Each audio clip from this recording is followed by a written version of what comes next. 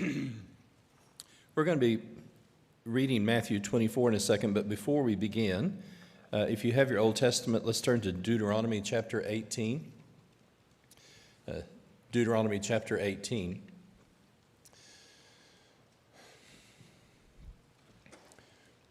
One of the unique things about our Christian faith, and I'm thinking of this on a paradigm of like world religions, Hinduism, Buddhism, and other things. One of the unique things about our Christian faith is the emphasis and even just the phenomena of fulfilled prophecy. You won't find anything like fulfilled prophecy in Hinduism or all these other different world religions. And especially when we come to the book of Acts, and as we mentioned last week, if this is the cross, it always helps for us to come to our text from the side of the cross that the people are on. But after the cross, beginning especially in Acts, then the proclamation of Jesus is that, yes, Son of God, yes, raised from the third day, and then here it comes, according to prophecy. Men and brethren, these men are not drunk. And immediately he's going to start saying, oh, this was done to fulfill what was spoken by the prophet Joel. On the latter days, I'll pour out my spirit on all men, dream dreams, see visions.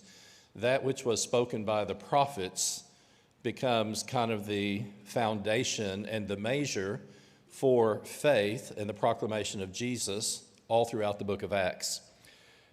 Deuteronomy 18, verse 15, the Lord your God will raise up for you a prophet like me from among you, from your brethren. Him you shall heed, just as you desired of the Lord your God at Horeb on the day of the assembly, when you said, let me not hear again the voice of the Lord my God, or see the great fire anymore, lest I die. And the Lord said to me, they have rightly said all they have spoken. I will raise up for them a prophet like you from among their brethren. I will put my words in his mouth, and he will speak to them all that I have commanded him. And whoever will not give heed to my words, which he shall speak in my name, I myself will require it of him. Obviously, where we are,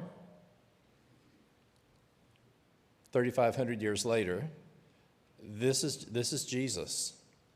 And occasionally when talking with people who are, bless their hearts, I've met just some really sincere people, and I'm thinking about Calvinism, babies born in sin.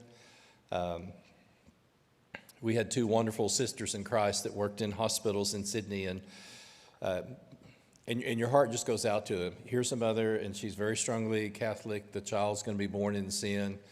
They're struggling. They're not sure if the baby's going to be alive. So she wants to stop everything to get a priest to come and baptize her stomach, because that's as close as they can get to the baby in case the baby dies.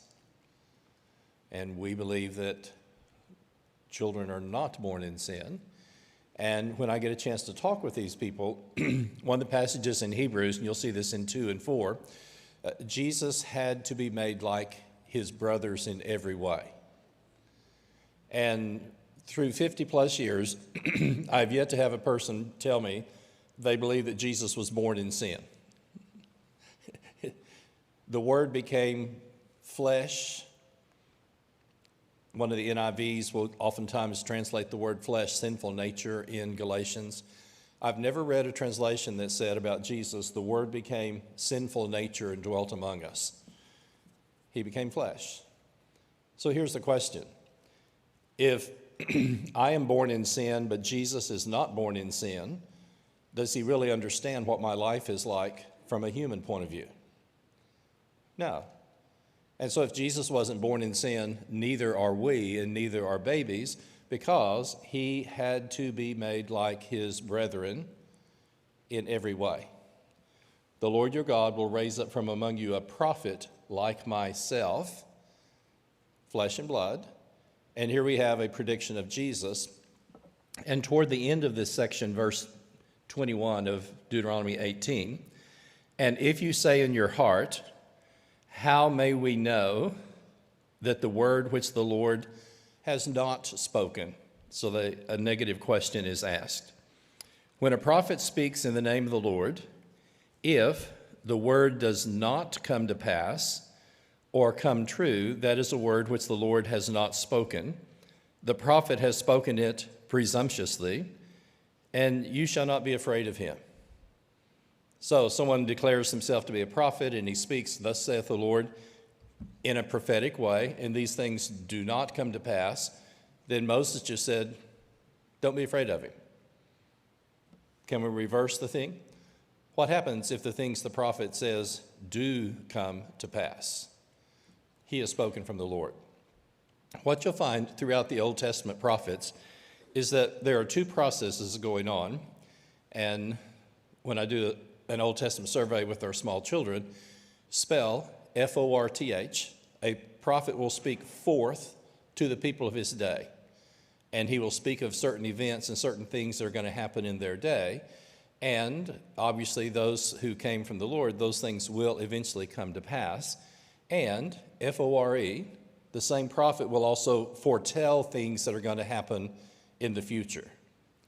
And because, and like, for example, take Jeremiah. When I'm doing this with my small children, I do, and always just touch my eye, J-E-R. Jeremiah is in Jerusalem when Jerusalem falls, and he is the weeping prophet. And he's so sad about that he writes a Lamentations. So we have this little story to talk to with kids as we walk through this. And God comes to Jeremiah and is talking about the destruction of Jerusalem in his lifetime. He is going to be in the city, and Jeremiah speaks forth to the people of his day, and they won't listen, they won't hear. His counterpart, Ezekiel, in captivity, God says, these people have foreheads of flint and hearts of stone. Every time I read that, I think that'd make a really good country and western song. She's hard-headed and hard-hearted. You can just kind of hear something going on. God's people, foreheads of flint, hearts of stone. And yet the prophets speak forth to the people of their day, but then what does he say? The days are coming, says the Lord, foretelling. The days are coming, says the Lord, when I will make a new covenant with the house of Israel. It will not be like the covenant I made with their fathers. In this covenant, I will write my law on their hearts and on their inward parts. They shall be my people, and I shall be their God. The longest quotation in the New Testament is taken from Jeremiah after he has spoken forth the word to the people of his day. He also, God is going to allow him to foretell things in the future. So let me say in a sentence what the bottom line of our lesson is today. You will read a greater variety of interpretations of Matthew 24 in a variety of sources than any other chapter in Matthew and maybe in the New Testament. And everything from the millennial reign, the 1,000-year, the tribulation, the rapture, and all these other things, then Matthew 24 is the primary source for so much of that. I'll just use the word speculation. And when I read Matthew 24, and you be like the Bereans, search the scriptures to see if this is true.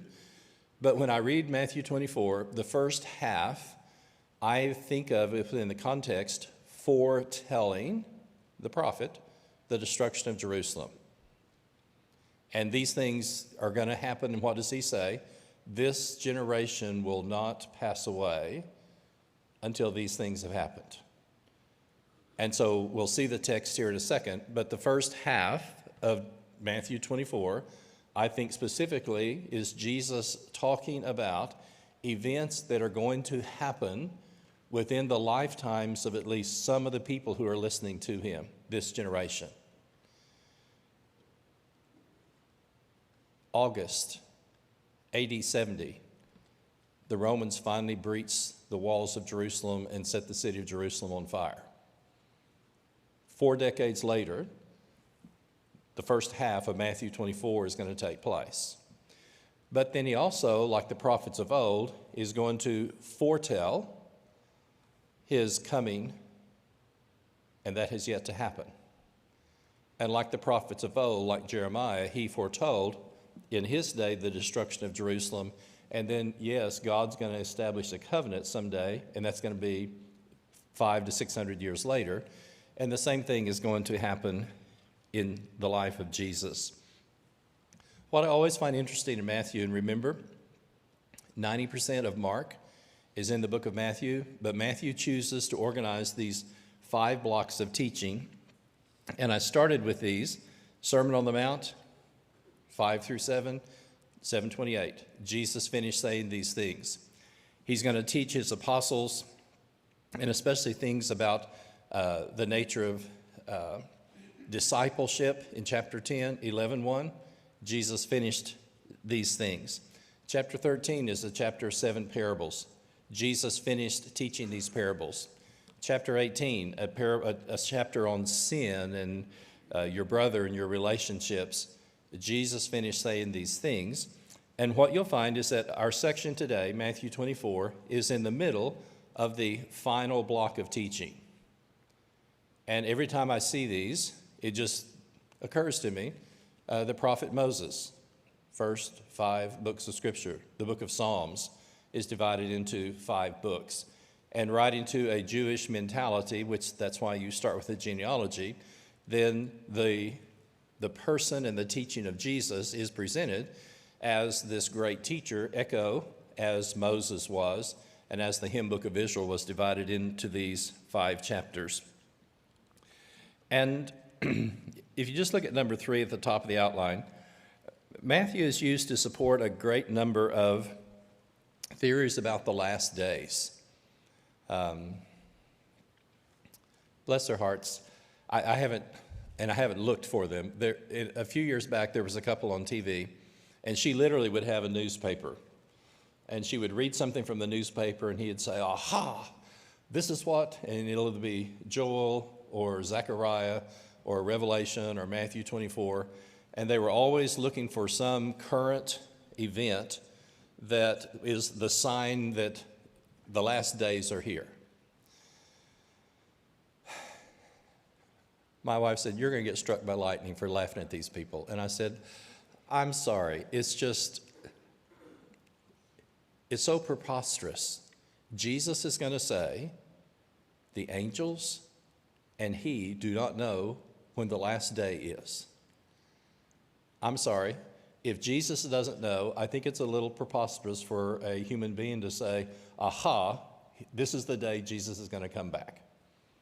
And in fact, when we come to the foretelling part in the future, Jesus says, as it was in the days of Noah, they were eating and drinking, marrying and giving in marriage until the day that Noah entered into the ark. I would never say this to her. I have stood at the front of a church building getting ready to officiate a wedding, and when the back door opens, the hair on the back of my neck has stood up. On a day when they do not expect it, they will be marrying and giving, and some poor girl is going to be walking down the aisle when the trumpet sounds. There's not going to be any major events, there's not going to be any headlines, as it was in the days of Noah. And Jesus is very specific. They will be marrying and giving in marriage. And I've just kind of done this a time or two, just thinking, we all need to be ready. Now think about this. If God, and this is not going to happen, okay? Listen very carefully. This is not going to happen. But if God was to send word to us that the end of the world is going to be December the 31st at 12 p.m., what would a lot of people do? I know some people would party until 11:45. I'm telling you the truth. I know some people, if they thought Jesus was coming back at 12 o'clock on December the 31st, they would party and do everything else that they were doing until 11:45, and then they would have a 12 o'clock confession and repentance in case he was actually coming back. And here's just the opposite. Because we do not know the day or the hour, what is that going to say to us? Always be ready. And you think, during your lifetime, how much better, and none of us are going to reach the level of Jesus, but I'm talking about our maturity and our growth. How much closer am I going to be to Jesus if I'm constantly thinking, since I don't know when he is going to come back, I need to be ready every day of every hour for the trumpet to sound. And yet, you will find more interpretations and the tribulation and the rapture and all this other stuff. And again, if I can talk to a reasonable person, and especially these wonderful people who think he's going to come and reign for 1,000 years, and I tell them, if he reigns for 1,000 years, he's going to have to apologize to Pilate. What did he tell Pilate? My kingdom is not of this world. And if he comes back and reigns for 1,000 years in Jerusalem and they kill the red heifer, there are groups of people who are growing the red heifer so that when they come back, they'll have the sacrifice ready and all of this other stuff. And it just goes on and on and on. Okay, I'm sorry. We all have a little bit of a weird sense of humor. I haven't seen one of these in decades. If you ever see one, I will pay you for it. There used to be a bumper sticker. Well, there were bumper sticker that said, you know, if the rapture comes, this car will be, unmanned or whatever. You seen those? Something to that effect. My favorite is, if the rapture comes back, I want your car.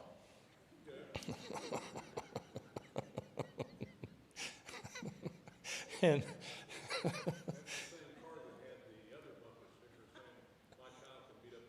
yeah. Yeah, if you couldn't hear, my child can beat up your honor student. But it was just a takeoff in that, and again, I know people who are just the signs and consumed with all this.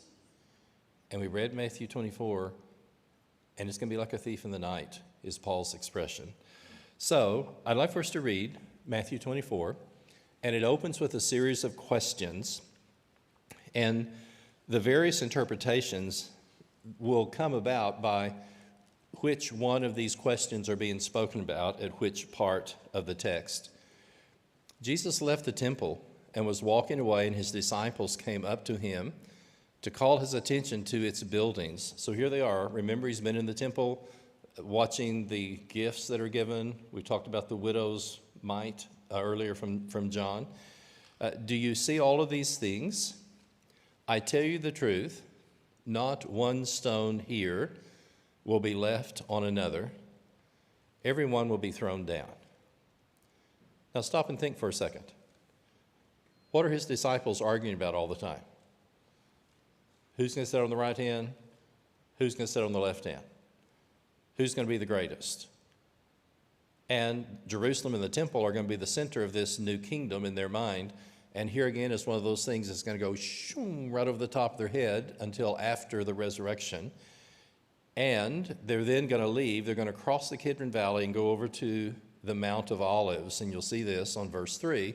So the discussion starts in the temple. They're going to head out the east gates, go down through the valley, across to the olive grove at the Mount of Olives. And the disciples came to him privately. Tell us, when will these things happen?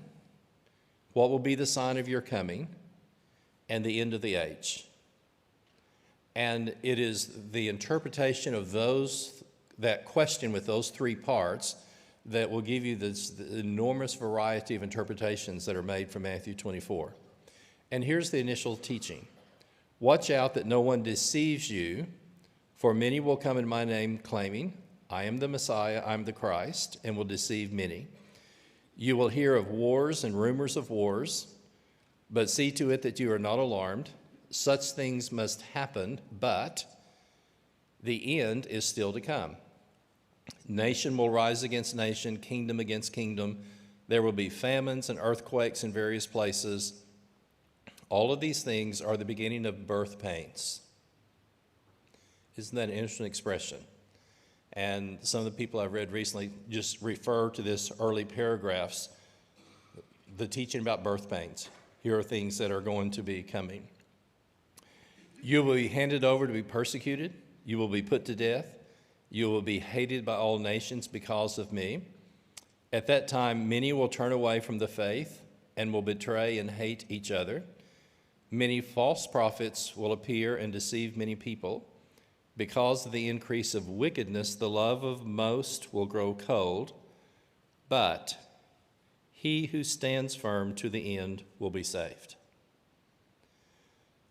The wonderful man who's preaching in Campbelltown, the church where we were, Sheila contacted his family, and the wife was baptized first. 2 girls started coming to church, and Frank was just like this, don't get close to these people. But 2 or 3 years later, he was baptized. At a point in time, bless her heart, Faith became faithless, left him with 2 pre-teenage daughters, left the church, left the Lord, and went to find herself. If you're a new Christian and now you're a spiritual single dad with 2 small girls, that just really kind of throws you for a loop. And each year in July, I would go back and visit and talk. But by the second year, Frank normally left for work at 6 o'clock, got up at 5, quick breakfast, read the good book. We're sitting down, and he said, that fellow Jeremiah, didn't he endure a lot? And we start talking about this, and you can just see he's back into the Word. He's recovering from what's happened. And not only did he regain his faith, but he has been the preacher at that congregation for nearly 30 years. Email, stand firm. And going through that event in his life, then one of our young ladies this year in Sydney, she said, the rock for a whole group of us as young Christians and young couples has been Frank Cunningham. And with all the stuff that's going on, when you interact with Frank, 2 feet on the ground, steady, solid as a rock. But if you do an email, stand firm. And that's what Jesus says to us. Regardless of what happens, regardless of what takes place, stand firm. He who stands firm to the end will be saved. And this gospel of the kingdom will be preached to the whole world as a testimony to all nations, and then the end will come. Let me just go ahead and give a quick preview. I think the events leading to the destruction of Jerusalem are primarily given in plural. And if you notice, we're going to have very specific things. When you see standing in the holy place, the abomination that causes desolation, quick question, where's the holy place? In the temple. In the temple. The holy place is going to be in the temple. And this is what I say. I think this is the teaching about the coming of the destruction of Jerusalem. The desolation spoken of the prophet Daniel, let the reader understand. Notice how geographical and specific. Let those who are in Judea flee to the mountains. Let those, let's do it the other way. Let no one in the roof of his house go down to take anything out. Let no one in the field go back to get his cloak. And how dreadful it will be. And notice the plural. It's going to be these days for pregnant women, nursing mothers. Pray that your flight will not take place in the winter or on Sabbath, for then there will be great distress, unequal from the beginning of the world until now, never to be equaled again. And if those days had not been cut short, no one would survive. But for the sake of the elect, those days will be shortened. At that time, if anyone says, look here, here's the Christ, or there he is, do not believe it. False Christ will appear performing great signs and miracles to deceive the elect if that were possible. I have told you about this ahead of time. If anyone says, he's out in the desert, don't go out. He's in the upper room, don't believe it. For as the lightning comes from the east and goes to the west, so will be the coming of the Son of Man. Wherever there is a carcass, there the vultures will gather. And again, plural, after the distress of these days. And here are prophetic words from Isaiah, which describe the fall of Babylon. And here's a prophetic language. The sun will be darkened, the moon will not give its light, the stars will fall from the sky, and the heavenly bodies will be shaken. And at the time of the age, the Son of Man will appear in the sky. The nations will mourn. They will see the Son of Man coming on the clouds in the sky and with power and great glory, and he will send his angels with a loud trumpet, and they will gather his elect from the winds from one end of the heavens to the other. Now, learn this lesson from the fig tree. As soon as its twigs get tender and its leaves come out, you know that the summer is near. Even so, when you see all of these things, you know that it is near, right at the door. I tell you the truth, this generation will certainly not pass away until all of these things have happened. Heaven and earth will pass away, but my words will never pass away. Now let me just pause. When I read Matthew 24 and I keep listening to these things, and even with the prophetic terminology that we're not really familiar with, and even with the Son of Man appearing, whatever the first half of Matthew 24 means, Jesus says, this generation will not pass away until these things have happened. And whatever interpretation that people give from verse 1 down through 35, I think needs to be seen as taking place with the events leading up to the fall of Jerusalem in 70 AD. And then look at the next verse. But no one knows about that, and notice the change. The events now are going to be singular. Those days, those things, all the things are going to happen around the temple in Judea and Jerusalem. But that day or hour, not the angels in heaven nor the Son, but only the Father know. And that to me is the one verse that the majority of people who give these just amazing interpretations of Matthew 24, I think that's the most important verse for us just to listen to and try to reason with people. That day or hour, not the angels nor the Son, but only the Father. And here's the explanation. Remember? And we're back in Genesis. In the days of Noah, so it will be at the coming of the Son of Man. For in the days before the flood, people were eating and drinking, married and given in marriage, up to the day Noah entered the ark. And they knew nothing about what would happen until the flood came and took them all away. This is how it will be at the coming of the Son of Man. 2 will be in the field, 1 will be taken, 1 left.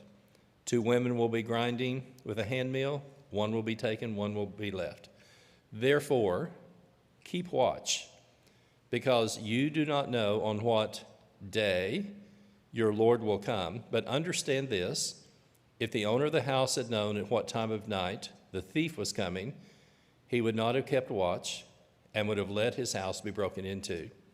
So you also must be ready, because the Son of Man will come at an hour when you do not expect him. And then he gives this brief teaching about the faithful servant being ready, and then the master will come on a day when he doesn't expect it to come.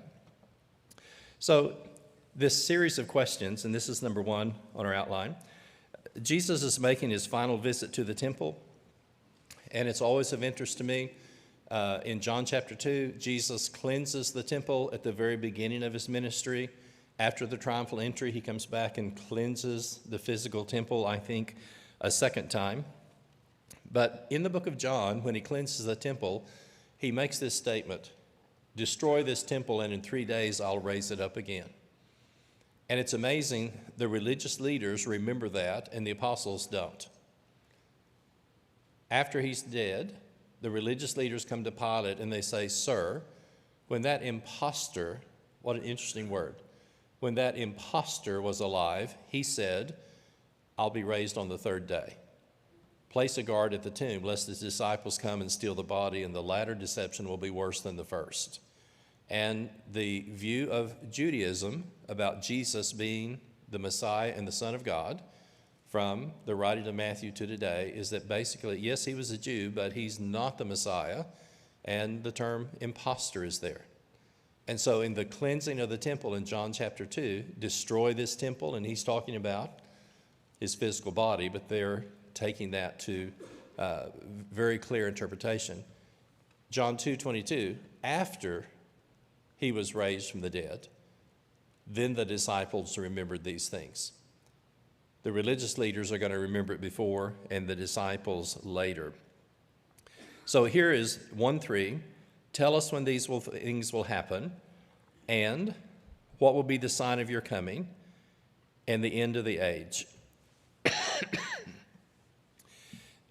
If you look back in just the preceding chapter, at the very end, remember we did the 7 woes, and as Jesus speaks to the religious leaders, and particularly as he calls them hypocrites, but he makes this wonderful statement, "O Jerusalem, Jerusalem, how often would I gather you to myself as a mother hen gathers her chicks to me, like she gathers them under their wings, but you would not." And if there's any kind of a physical disaster going on around a mother hen, then she will just fluff out her feathers, pull out her wings, and make these sounds, and typically then her little chicks will run under her. And I've read of mother hens being close to a fire, if there was a fire like in the chicken house or something, and there are times where the mother hen has died, either from the ventilation or the smoke, but her chicks have been kept, unless she was directly in the fire itself. And what a wonderful symbol of trying to provide security and peace.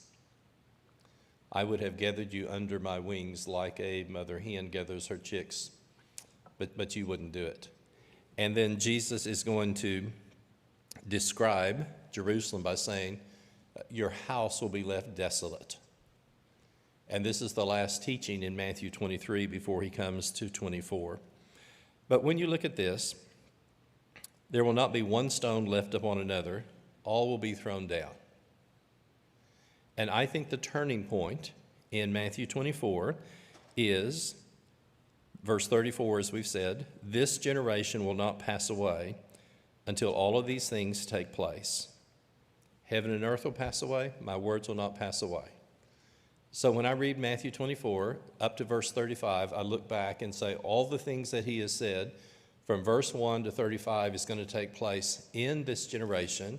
And as we've said, wherever you place the cross, 30 to 33, and you place the end of his life, then these things are going to be fulfilled exactly as he said within 4 decades.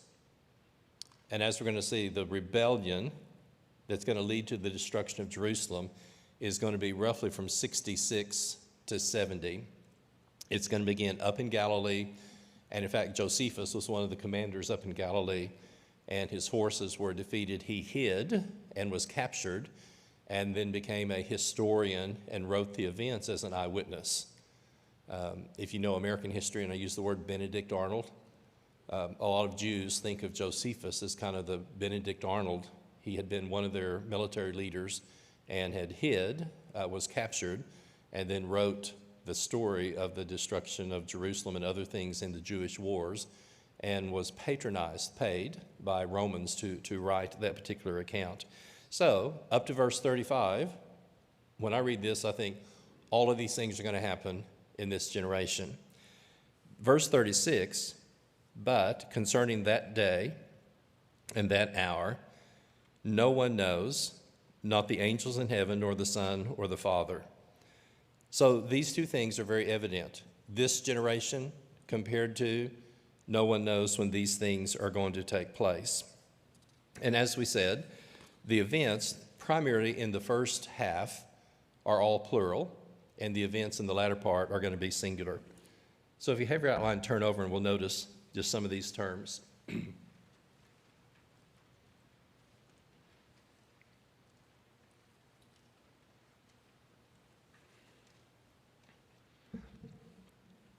I'll just give a quick reference, and I'm sure there are others, but just in reading through, look at the events in the first half. Plural, wars, rumors of wars, famines, earthquake, nations and prophets.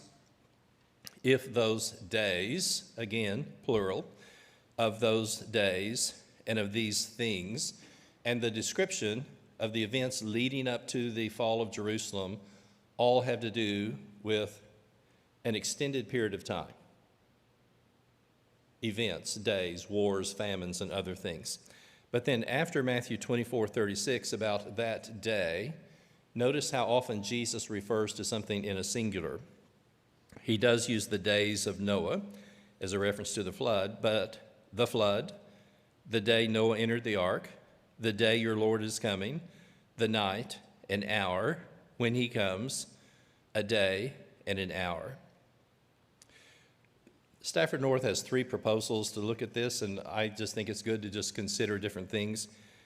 He reads, first of all, the first 14 verses, events unrelated to the destruction, and some wouldn't see it exactly this way, but you can read this and look at it. But what's he going to say? Don't be led astray. There's going to be all kinds of false prophets. All of these things are going to take place. The love of many will grow cold.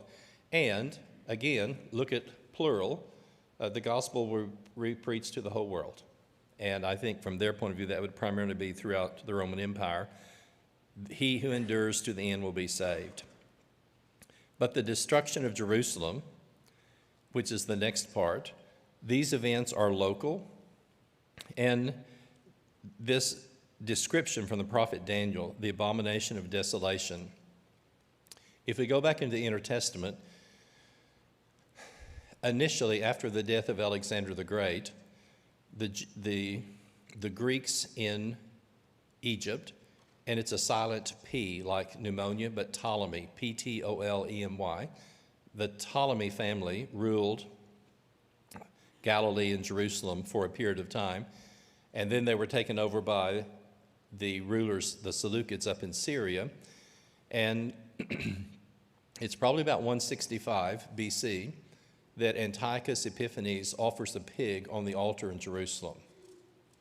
And this sparks the Maccabean revolt and all the things that took place. And a lot of people feel like this is the abomination of desolation.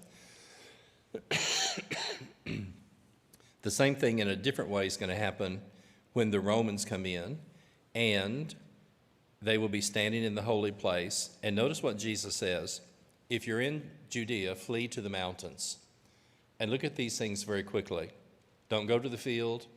Alas, if you're pregnant, nursing, pray there won't be in the winter or the Sabbath. The doors will be locked on the Sabbath, the gates, and a great tribulation. And when I read these events, I think, none of this is going to matter if this is the end of the world. If you're pregnant or nursing or it's wintertime, it doesn't matter if Jesus comes back and it's the end. All of these things refer to the events, I think, leading up to the destruction of Jerusalem. And then the teaching on the second coming, no warnings, no signs, the angels and Jesus don't know. And you have this contrast. Some things are going to happen, it's very near, it's close to the gate, and the Son of Man is coming at an hour and at a day that we don't know. I'm probably either sophomore or junior at Oklahoma Christian, and I'm trying to get home one night, driving home, and it's late, and I'm just exhausted. I'm tired. I stop and buy a cup of ice and melt it down the back of my neck to try to stay awake. I've stopped and done push-ups, I've walked, and I'm just struggling to find exit 25 and get off and not kill myself. I'm so tired, and just barely able to make it. Just literally pull off the exit at 25, and I'm sure it's probably a meteor, but the whole sky to the east of me just goes this brilliant yellow and green and just, and so here you are, you're just absolutely exhausted, and I don't know if it's 12 or 1 o'clock at night, and this whole sky just like a flash just lights up. I'm sorry, I was tired. I thought, it's him, it's here. And the first thing I thought was, I'm ready. And I just wondered, am I going to come out of the car? Okay, help me, I'm tired. But that's what happened. Just like that, it happened, and I thought, okay, today I'm ready. Well, it wasn't, but I was wide awake after that, because you have something like that happen, it was so disturbing. I remember hearing a guy interviewed.